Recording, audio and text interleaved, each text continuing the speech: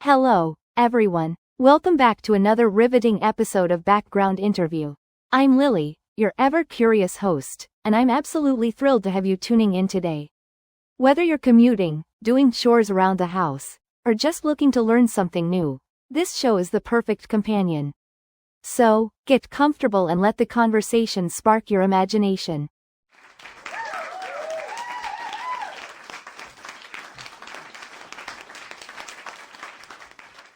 Oh, by the way, quick personal update. I nearly set off my smoke alarm this morning trying to make one of those fancy soufflés I saw on a cooking show.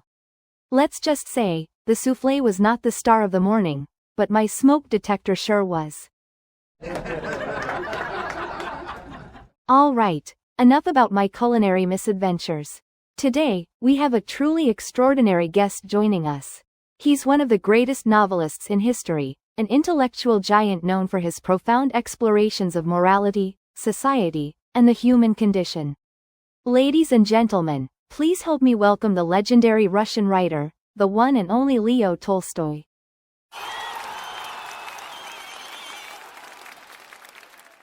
Hello, everyone. It's an honor to be here, and I must say I'm delighted by the warm reception.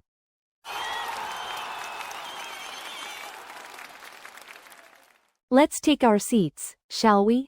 Great. So, Leo, for those who may be hearing about you for the first time, or maybe just know your name without the details, could you introduce yourself in your own words?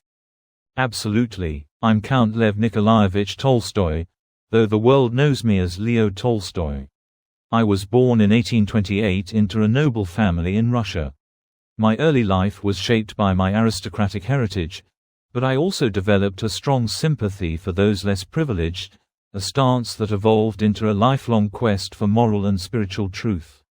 I wrote several works, including War and Peace, Anna Karenina, and short stories that reflect my fascination with life's complexities.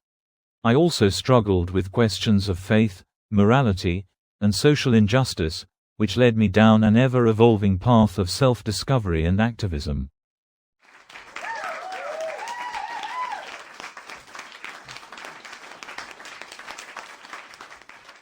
That's quite an introduction. Thank you for sharing. You know, I always find it fascinating how writers of your stature came to see the world in such rich and nuanced ways. Let's start by delving into your early life.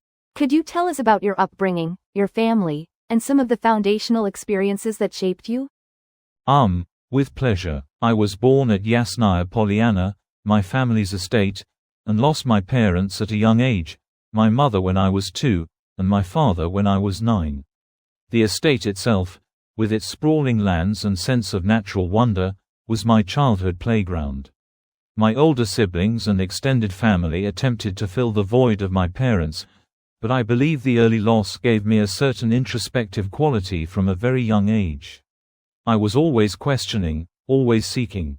Despite our aristocratic status, I sensed a world outside our comfort, peasants, the social class distinctions, the disparity of wealth.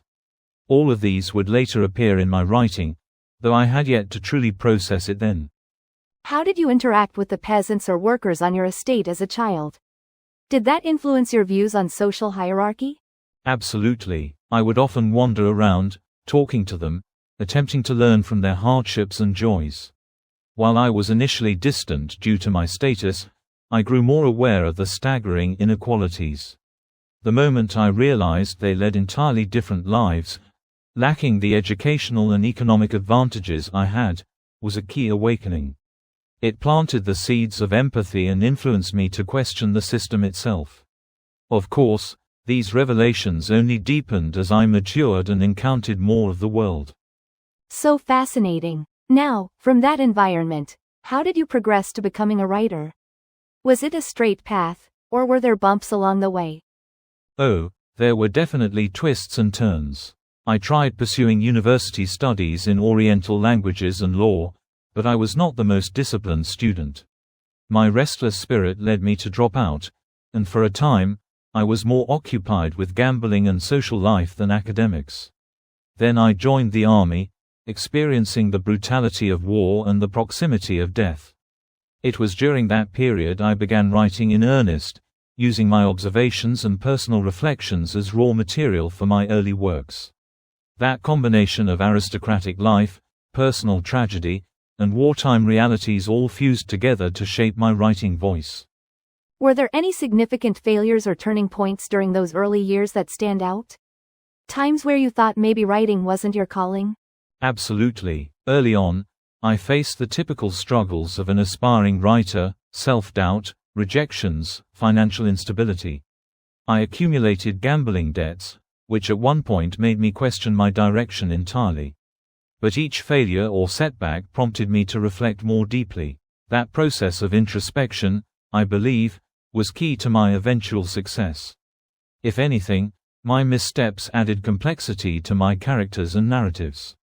Without my failures, I doubt I could have written with such depth about moral dilemmas or existential angst. That's a comforting reminder that failures can lead to deeper insights. Now, let's transition to the centerpiece of today's discussion, your iconic novel, Anna Karenina. This is a massive topic. Some even call it one of the greatest novels ever written. For our listeners who might not be fully familiar with it, could you give us a thorough synopsis? I'd be delighted. Anna Karenina is primarily the story of a married noblewoman, Anna, and her tumultuous affair with the charming military officer, Count Vronsky. However, the novel isn't just about that affair.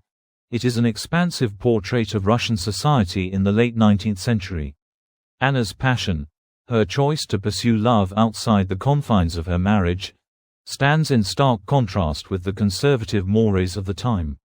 There's also a parallel story involving Konstantin Levin, whose philosophical struggles and quest for meaning mirror some of my own personal questions about religion, morality, and the land. The novel paints a vivid panorama of aristocratic balls, social hypocrisy, agrarian reforms, and spiritual contemplations. Ultimately, Anna's tragic fate highlights the societal pressures on individuals, especially women, and the destructive power of forbidden love. It's a tragedy of self, but it also critiques the broader structures we live within. Wow, that does sound immense. And from reading it, I know there are many interwoven themes: love, betrayal, faith, family, the role of society. What inspired you to tackle such complex themes in one monumental work? I had reached a point in my life where I was questioning everything, from the purpose of life to the societal constructs that dictate our actions. After writing War and Peace, I wanted to explore the drama of the individual, particularly within the constraints of upper-class expectations. The seed for Anna Karenina began with the concept of an illicit affair and how such a passionate love could both uplift and destroy. The framework of Russian high society, with all its splendor and cruelty, was the perfect stage upon which to set this moral and emotional conflict. Every character was a facet of a broader philosophical inquiry I was conducting. How does one live a morally upright life in a complex, often hypocritical social environment? That's fascinating. Do you recall any specific incident or person that sparked the initial idea? Perhaps an acquaintance's scandalous affair, or something in the newspapers? Historians have often speculated that I drew upon real-life incidents from my social circle or from gossip circulating in St. Petersburg at the time. Admittedly, I was inspired by certain real events, but rather than portraying them literally, I fictionalized and imbued them with my personal exploration of human nature. Anna was, in some ways, a composite of various women, some I knew, some I only heard about. But I also poured a great deal of my own moral struggles into her. So while no single person served as the direct model for her character, the atmosphere of that era, and the stories swirling within it, heavily influenced her creation. Anna Karenina is lauded for its psychological depth. Could you share your process for writing those intimate, introspective moments? Because many readers find them strikingly lifelike. A great deal of it came from meticulous observation. I would carefully watch people's behavior, note their mannerisms, and listen to how they spoke about their inner lives, even if they did so indirectly. I also delved deep into my own psyche, asking uncomfortable questions about my motives, desires, and fears. I aimed for a realism that was both external, capturing the minute details of setting and costume, and internal, showing the ebb and flow of a person's thoughts. When writing Anna's internal monologues or Levin's philosophical musings, I would sometimes rewrite passages multiple times, ensuring each moment felt honest rather than contrived. That meticulous approach absolutely shows in the text. Now, how was the initial reaction when Anna Karenina was published? Did you face any pushback from society or critics? There was a range of reactions. Some readers found it profoundly moving, a dramatic reflection on moral questions in the context of a rapidly changing Russia. Others deemed it scandalous or overly critical of aristocratic norms. The novel appeared during a time of heightened censorship and a shifting social landscape. Critics who expected another War and Peace were surprised. Some praised the intricate realism, while others were unsettled by the portrayal of adultery and the dismantling of social facades. Over time, though, Anna Karenina grew in stature, recognized not merely as a love story but as a grand tapestry of human experience. What do you think has kept Anna Karenina so relevant across centuries and cultures? In essence, the novel probes universal themes: love, guilt, the quest for self-fulfillment, societal judgment, and existential anxiety. Those emotional undercurrents apply to any era or society. The tension between individual desires and social expectations remains as potent today as it was in 19th-century Russia. Every time a reader grapples with questions about right and wrong, personal happiness versus moral duty, they connect with Anna Karenina on a deeply personal level. It's that timeless human struggle that keeps the novel alive and well, generation after generation. That's beautifully put. Now, let's pivot to the Q&A portion, since we have received a number of emails, and then we'll open up to our live audience. But before we do that, let's officially kick off this question corner. Shall we?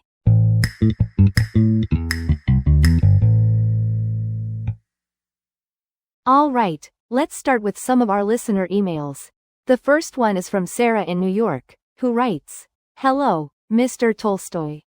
I'm curious about the emotional toll of writing such intense material. Did composing scenes of heartbreak or tragedy ever weigh heavily on your spirit?" Sarah, that's a great question. Thank you, Sarah. Yes, absolutely, it did. Writing about heartbreak, betrayal, and tragedy often left me feeling quite spent emotionally. I had to immerse myself in those emotions to depict them honestly. It was almost like method acting. I was living the characters' pains and joys. After writing particularly harrowing sections, I would need to step away, breathe, and remind myself that I was creating fiction. However, I also found it cathartic. Confronting deep emotional truths in art can be a release as much as a burden. Thank you, Leo. And thank you, Sarah, for that thoughtful query. Next email is from James in London. He says, "Mr. Tolstoy, you depict nobility and peasantry with equal empathy. How do you maintain that balance without falling into stereotypes?"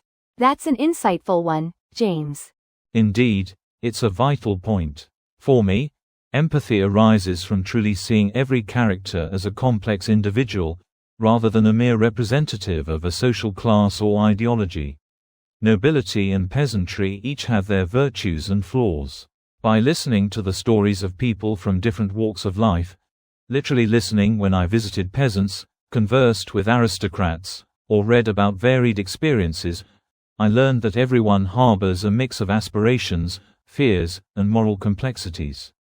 That universal humanity is what I try to capture, avoiding simplistic, one-dimensional portrayals. Great answer. Thanks for writing in, James. Let's do one more from our emails. This is from Priya in India. Your works explore moral and spiritual crises extensively. How much of this stems from your own personal moral struggles, and how much is purely fictional? Excellent question, Priya. Priya, much of it is personal. Throughout my life, I wrestled with existential questions, my sense of guilt over my privileged status, my doubts about formal religion, my longing to serve humanity in a meaningful way. These internal battles inevitably seeped into my fiction. Of course, I also incorporated purely fictional elements, drawing on imagination and the dramatic necessities of storytelling. But I believe the authenticity of those moral crises resonates because I was, in many ways, writing from my own spiritual turbulence. Thank you. Now, let's open up the floor to our live audience here. Any questions?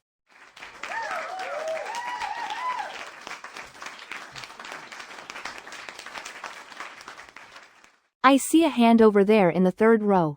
Let's head your way. You all right if I squeeze through here? Thanks. Excuse me. Phew. I love getting my steps in. All right. Hello there. Could you tell us your name and your question? Oh, so you're Michael, from Chicago. And you'd like to know, when you were writing, did you ever worry about being misunderstood or that your message might be taken out of context? Perfect. Let's bring that question back to Leo. Michael from Chicago asks if you ever feared misinterpretation of your work. Thank you, Michael, for that question. Yes, I did worry at times. My works often contain complex philosophical debates, and I knew that not everyone would read them through the same lens. Some might focus on the romantic elements, others on the social critique. Ultimately, I learned that once a book is out there, it belongs as much to the readers as to the author. Each person interprets it through their own experiences and biases. I tried to convey my perspectives as clearly as possible, but I also embrace the reality that part of art's power lies in its openness to interpretation. Well said. Thank you, Michael, and thank you, Leo. Anyone else with a question? Yes, you in the back, with the lovely hat. I'll come over. Oh dear, careful folks, I'm on a mission. All right, I've arrived. Could you share your name and your question? You're Patricia, from Toronto. Wonderful. And your question? I see. Okay, got it. Patricia wants to ask, do you believe the philosophical inquiries in your novels, like those in Anna Karenina, still hold the same relevance in a world so drastically changed by technology? Patricia, thank you. While the external fabric of society has changed, due to technology, globalization, and shifting cultural norms, the core human dilemmas remain surprisingly consistent. We still grapple with love, loss, moral responsibility, and the tension between personal freedom and social constraint. Technology may have altered how we communicate or even how we search for meaning, but the underlying quest for purpose persists. I do believe my philosophical inquiries remain relevant, precisely because they speak to universal and enduring aspects of human nature. Thank you, Patricia. Any more questions? Yes, one final question from the audience. Let's see, you there in the second row, sir. I'll come right over. Pardon me, folks. Yes, hello. Could you tell us your name and your question? So your name is Peter, from Sydney, and you'd like to ask, what legacy do you hope Anna Karenina leaves for future generations? I love that question, Peter. Peter, I sincerely appreciate it. My hope is that Anna Karenina encourages readers to examine their own moral compasses, to question societal norms that no longer serve humanity, and to empathize with those who find themselves at odds with tradition. If a future reader can come away from the novel feeling more compassionate toward people's inner struggles, or more determined to live an authentic life, then I believe the work has fulfilled its highest purpose.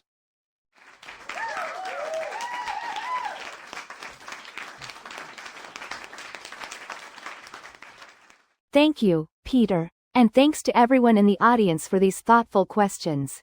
Let me head back to the stage now, just weaving back through here. There we go.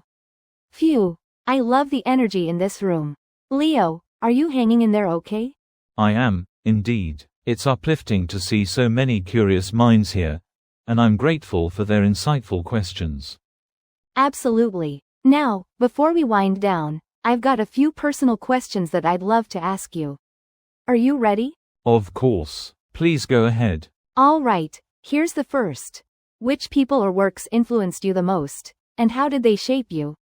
I've been profoundly influenced by many writers, Pushkin, Gogol, Rousseau, and Dickens, to name a few. Their styles and moral stances challenged me to refine my own approach.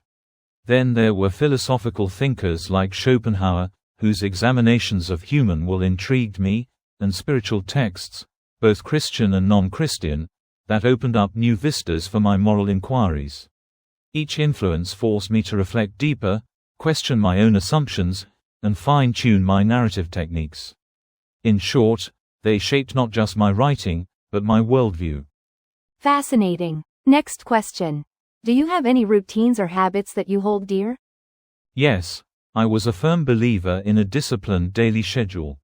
I would rise early, do some physical labor or exercise, chopping wood, tending the fields, before settling into writing. I found that manual labor grounded me, helped me focus, and reminded me of the realities that most people live with every day. I also emphasized simplicity in my personal life, although that wasn't always easy given my noble title and estate. Rituals like journaling, prayer, or meditation became integral parts of my search for inner peace. I love that. Third question. What surprised you the most about modern life now that you've popped into our era? I'm astonished by how small the world has become due to rapid travel and instant communication. News travels globally in seconds, and cultural barriers seem more permeable. Yet I also notice that people still feel isolated or misunderstood, which speaks to the enduring complexity of human relationships. It's a paradox: extraordinary connectivity, yet persistent loneliness. That tension both surprises and intrigues me. That is paradoxical, isn't it? Fourth question. If you could bring something from our modern times back to your era, what would it be? I might bring back certain medical advancements that save countless lives, or perhaps more equitable methods of education. The ability to spread knowledge and provide healthcare on a broad scale is something I would have loved to see in my own time. It could have alleviated suffering and nurtured human potential on a far greater level than we managed back then. Excellent. Fifth question.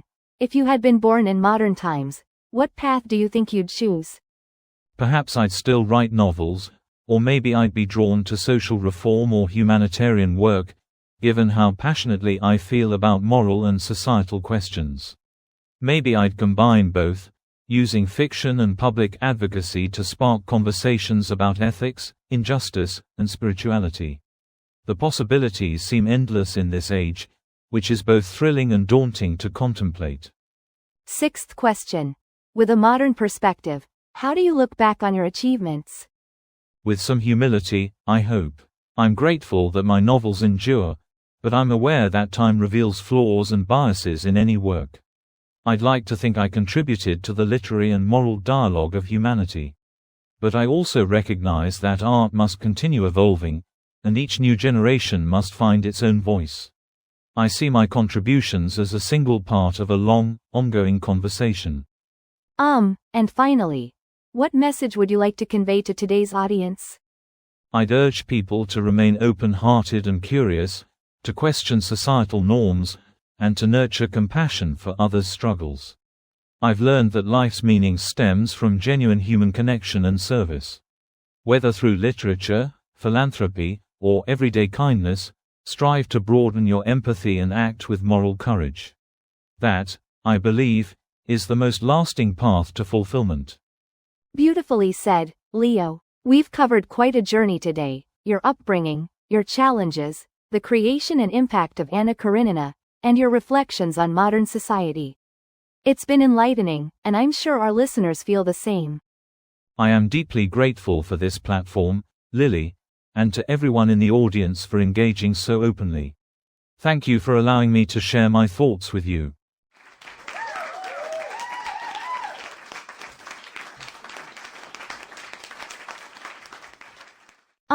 We truly appreciate you spending this time with us. And a huge thanks to you, our wonderful audience. Thank you for your fantastic questions and your warm presence.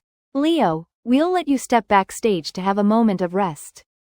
Take care, and once again, thank you so much.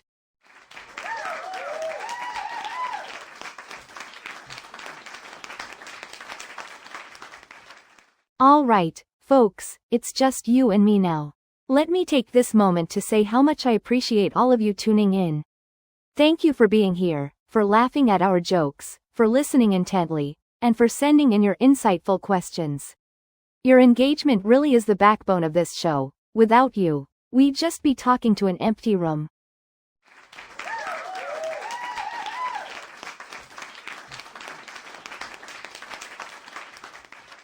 Before we wrap up, let me remind you to subscribe, like, and leave a comment.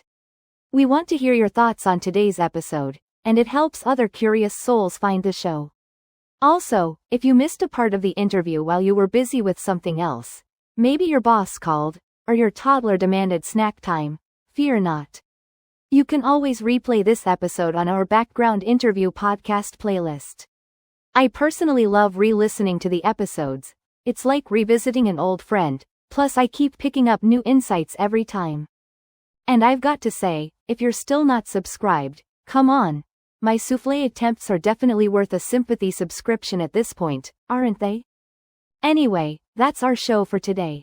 We'll be back soon with another intriguing guest, another dive into ideas and stories that shape our world. Until then, I'm Lily, signing off from Background Interview. Stay curious, stay inspired, and we'll see you next time.